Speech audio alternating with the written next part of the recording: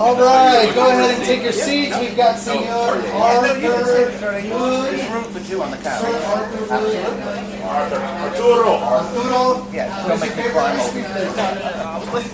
Ooh, depends on where I am, but like Snickers. Snickers. All right, so he's going to talk about his mortgage thing. So take it away, Senor. So I happened to do this actually the other day, so I just already had it, and it was really just doing a very hard quiz about the mortgage stuff. And I do have a significant prize to give out to the winners. So I want you all, does everybody have a pen? That's on you. I got an extra one here. Awesome. And I just didn't bother with the PowerPoint because I said I would do this at the last minute. But I am married for 17 years. My wonderful wife Karen. I have a 16-year-old boy that's the #1 tennis and golf player at Parkview High School, which is all my favorite sports. So we can hang out. And he's my lead guitarist in my worship band. So my wife and I are the worship directors at Mount Park United Methodist Church. My daughter is a career volleyball addict. She and they're both on a mission trip to Appalachia Service Project this week. So and you also know that I'm from the 90s cover band. So those are all the things I do outside of work. But let's jump right into the quiz. I did. This doesn't really help you, but The pen. I think my just another pen. Yeah. Okay. Thank you. This is something for you to review in your own time. This is basically a list. When I went to Illuminate, I'm celebrating 20 years in the business. That should have been a test question. One of the reasons I went to Illuminate, I celebrate 20 years in the business in September. One of the reasons I went to Illuminate is literally I don't have to say no. We have just about everything. So just read through that. If you have any questions, let me know. Number one question. Here we go. What does the term DSCR stand for? DSCR. And I'll go ahead and answer. I'll give you about 10 seconds and I'll go ahead and answer and explain. DSCR. It is a loan type. I'll tell you that. And all of these are hard. So let me explain it to you. All right. So I'll tell you what it is. DSCR is debt service coverage ratio. What that basically means is you can get a loan on investment property where you don't have to prove income, as long as the mortgage payment is less than the proposed rental payment. If we get the answer right, do we just put a check mark by it? I don't care what you do. I'm going to ask who got the most. So that means, hey, I don't even have much of a job, but I write off everything on taxes, whatever. I can't prove income. But as long as the mortgage payment is less than the proposed rent, we can get a loan. And typically you have to put down at least 20%. Those are not called non-QM loans. You can do bank statement loans. You can do asset-based loans. What happens with these type of loans non-QM is the less that you can prove, the less normal you are, the higher the risk is. So the higher the rate is. But I tell folks a lot of times on a bank statement loan, would you rather pay $100,000 in taxes to the IRS, or maybe pay $20,000 in taxes because you write off everything and only pay $200 more a month in a mortgage payment? That don't pay off. So anyway, that's what that is. Number two, this one's a cakewalk. What does DTI stand for? Write it down. She's the one you don't want at your party games when you're doing charade. Good, you're not on my team. All right, everybody got that? Or a good guess on that? All right.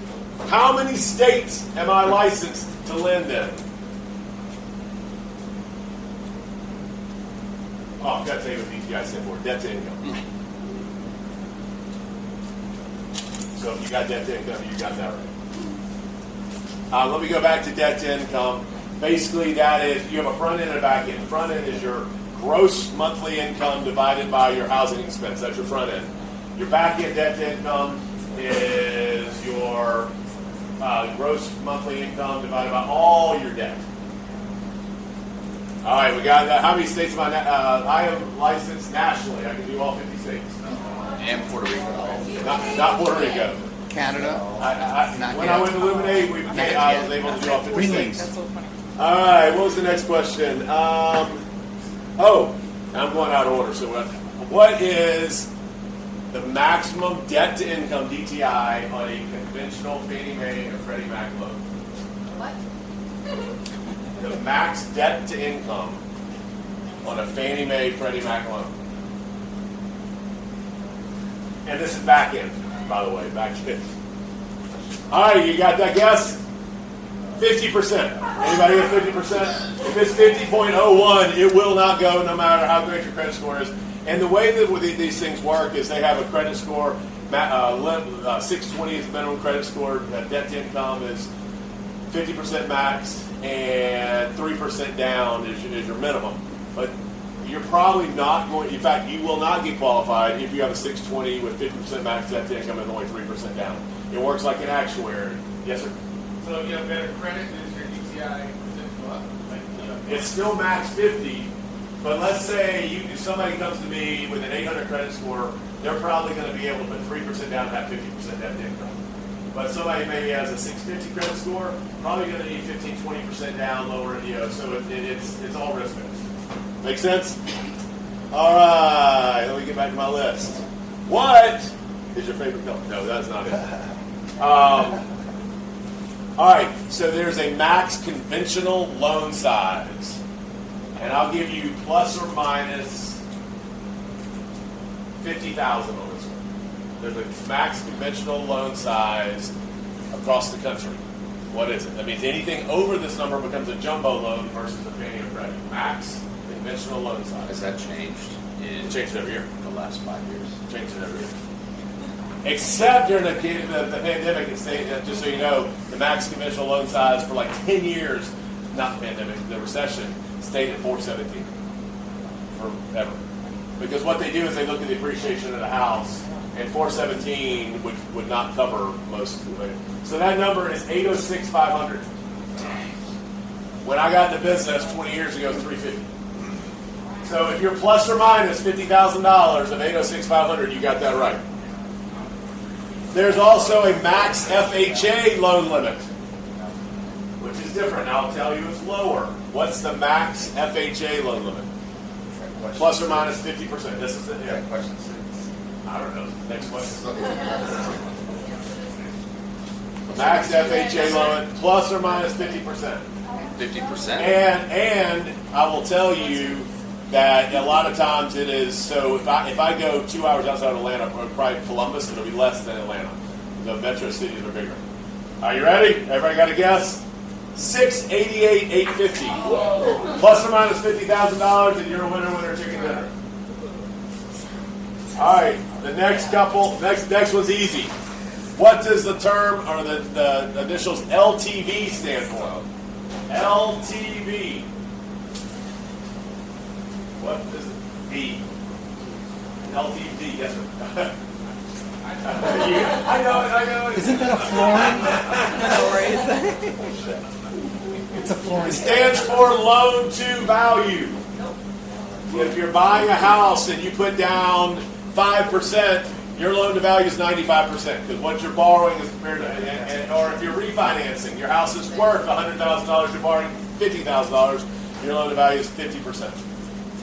So the way pricing goes with conventional loans is there's a grid from a credit score to loan to value. So if your credit score is low and your loan to value is high, your rate's shit.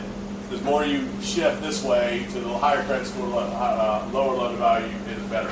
Here's a hard one. I bet nobody gets this one right, but prove me wrong.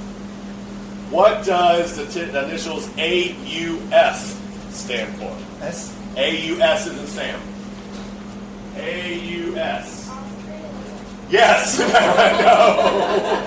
That is technically not wrong. All right, I'm going to give you 3 more seconds to write down some bullshit. Never mind, I'm going to say that. It stands for Automated Underwriting System. I got it right. You did really? All right. So what that means is everybody thinks that underwriters are the devil because they kill your loan.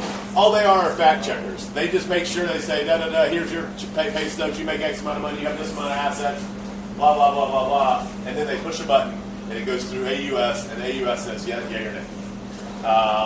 AUS for Fannie Mae is called Desktop Underwriter, and for Freddie Mac it's Loan Prospector.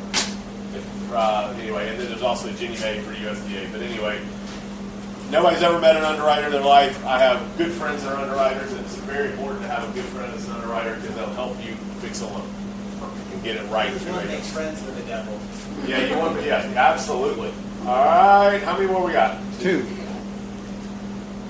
Okay, this one's really hard too. Two more.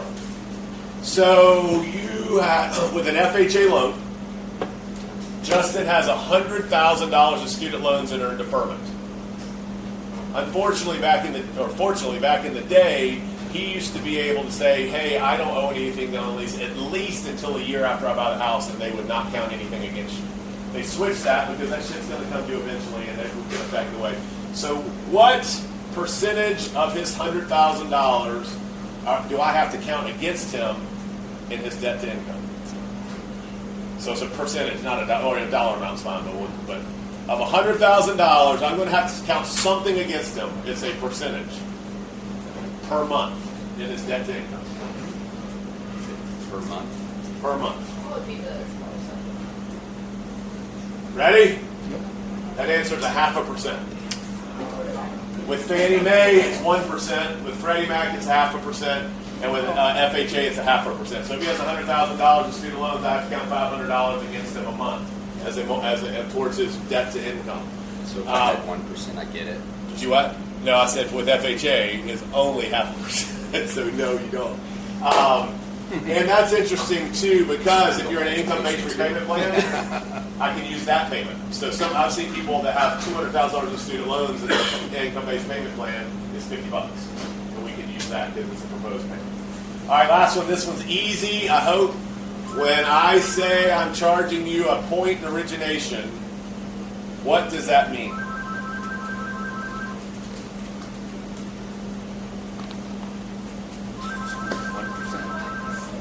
Anybody want to tell me what that means? 1%. Go ahead, John. No. You already know. You're buying down 1%. No, you can't tell me. No, that's wrong. You want? I would tell you just because I don't want John to say. Arvin, you know? Is it a 1% based on, is it 1% that reduce the mortgage rate? So technically, it will reduce the mortgage rate, but a 1% origination or 1% discount is 1% of the loan amount. So it's not 1% of the purchase price. So if you buy a $500,000 house and you're putting down $250,000, and I charge you a point in origination or a point discount, it's $2,500. And everybody says, I want to buy down the rate. I'm just going to tell you, a lot of times it's just not worth it. You look at a higher rate, especially right now, a higher rate, lower cost, lower rate, higher cost, the break even is 6 to 8 years. So I have that conversation with everybody. Would you rather have your money now because there's a likelihood rates are going to come down in the next six years. And so you might want to pay a little bit more now, so then when we refinance you have not wasted that money because what you pay is still. So how many, yes? Well, isn't the origination fee, that's what you guys get paid from, isn't it? No. It's not? No, our margin is baked into the rate sheet. But some people, like I'm not a big origination guy at all. But there's a really good mortgage company in Atlanta that's 1% on everything. But and their rates are lower because but everybody thinks you just have to pay origination. You do not have to pay. So who gets it? Where's the 1% go? So if let's just say the margin. So the margin the bank gets is 2.5%. Maybe they mark it up to only 1.5% because they're getting one on the back. So so you're combining discount, origination, the inflated rate, whatever it is. Right. And then, nobody ever. I love it when we go to a closing and John hands everybody a check, hands both the real estate agents checks, and I don't get a check. And I'm like, guys, it's my ministry. I do it pro bono, which is not the case. Obviously, it goes through the bank. So, any questions on anything mortgage related before we find out who the winner chicken dinner is? Any questions? Fantastic. That means I either did a really poor job or a really excellent job. Who got more than 5 right? Keep your hands up. Just the 2 of you? 6? You got 6? I got 8. Yeah. All right. Gift card to Ford's Barbecue in Tucker. Excellent. Thank you, guys. Big round of applause. Make sure you give out his I pens. do need pens. I'll give them. Half of them are the chapters. Right, I got a bag load. I'm not taking Justin's.